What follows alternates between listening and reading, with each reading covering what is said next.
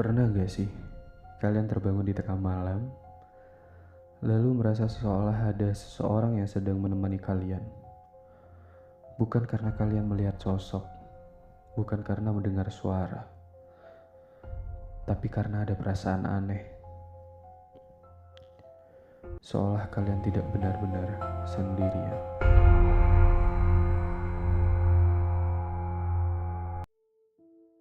Cerita ini dialami oleh seseorang mahasiswa bernama Dani. Saat itu, Dani baru saja pindah ke sebuah kamar kos di pinggiran kota. Kamarnya tidak terlalu besar. Hanya ada tempat tidur, meja belajar, lemari tua, dan sebuah jendela yang menghadap ke gang sempit di samping bangunan. Selama beberapa hari pertama, semuanya terasa biasa saja. Terlalu biasa bahkan. Sampai pada suatu malam, jam di layar ponselnya menunjukkan pukul 00.13, Dani masih terjaga.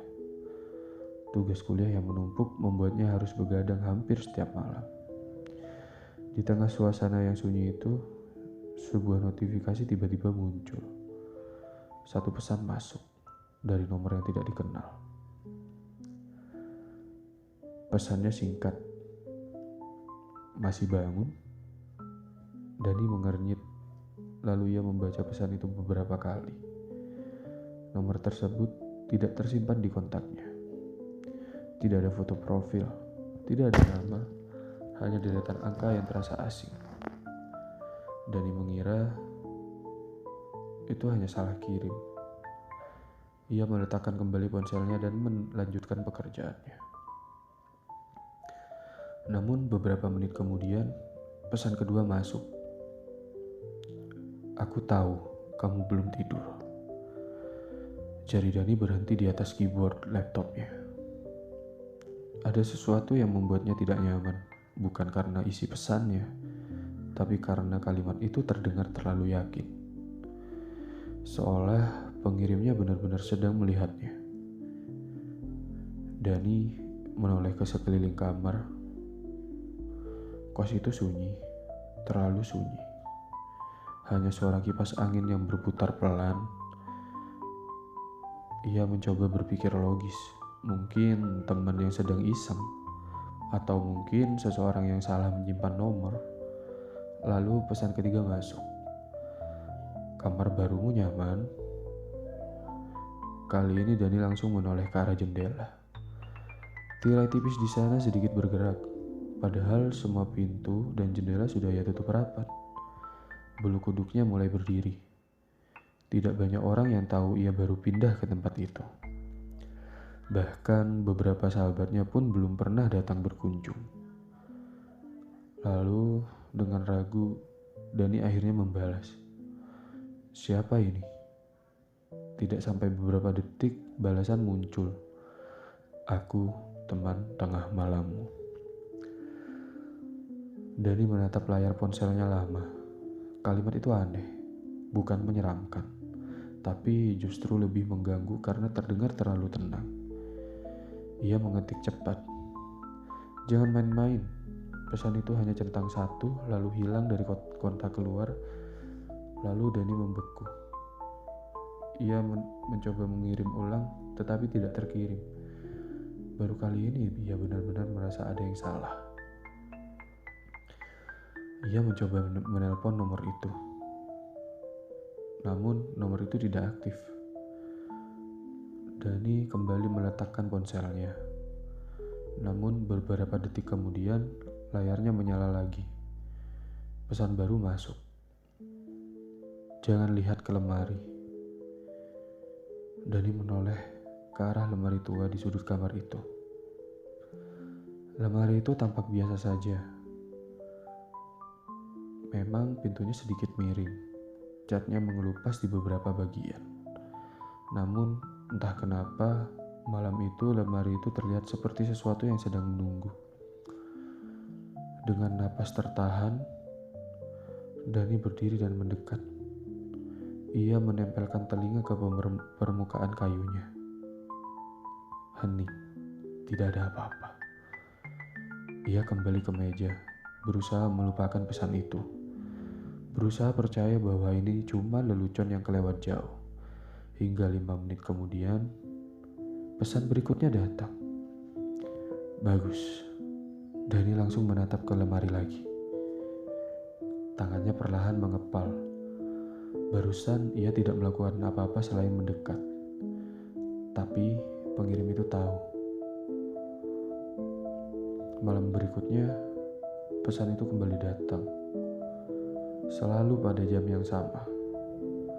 Pukul 00.13. Lampu mejamu masih menyala.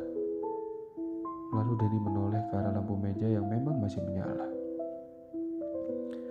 Namun kali ini ia merasa tidak nyaman menatap bayangan sendiri di dinding. Karena di antara bayangan kursi dan meja, ada satu bentuk lain yang berdiri terlalu lama. Ia menoleh kosong. Tidak ada siapa-siapa. Napas Dani memburu. Ponselnya bergetar lagi. Jangan menoleh. Dani langsung mematikan lampu meja. Kamar itu gelap. Hanya cahaya redup dari layar ponselnya. Dan dalam gelap itu, kamar terasa jauh lebih sempit. Lebih sesak. Beberapa menit berlalu. Lalu pesan baru masuk. Sekarang lebih aman. Dani menelan ludah. Apa mau ketiknya? Balasan datang. Aku cuma ingin kamu terbiasa. Dani langsung merinding. Terbiasa dengan apa? Balasnya. Tidak ada balasan lagi. Ia menunggu. 1 menit, 2 menit, 5 menit. Lalu dari arah gang sempit kos terdengar suara. Tok. Satu ketukan pelan. Tok. Dani menoleh ke jendela. Tok. Suara itu datang lagi. Dari luar. 3 ketukan. Sama persis seperti pesan yang baru masuk. Ponselnya bergetar. Jangan dibuka.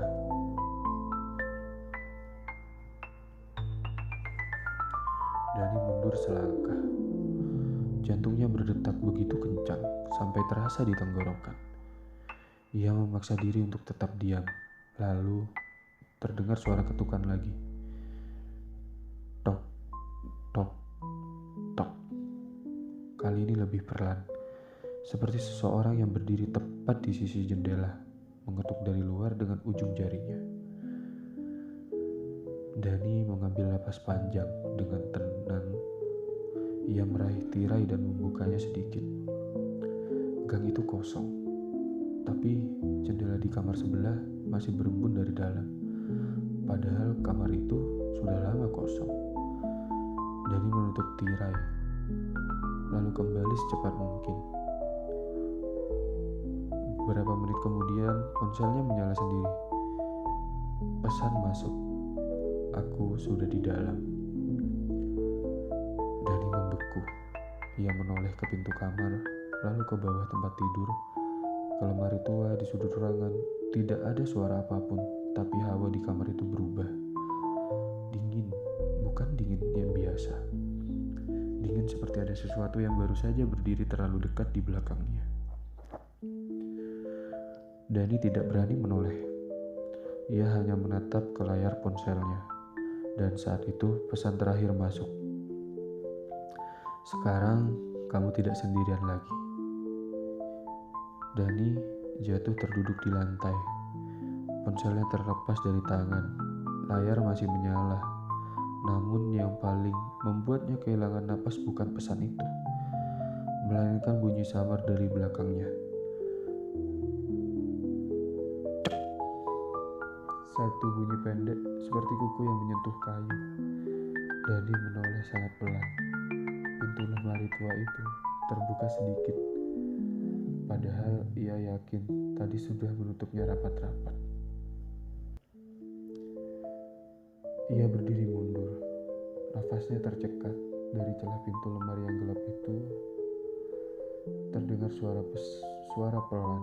Bukan dari ponsel, bukan dari luar kamar, tapi dari dalam lemari itu sendiri.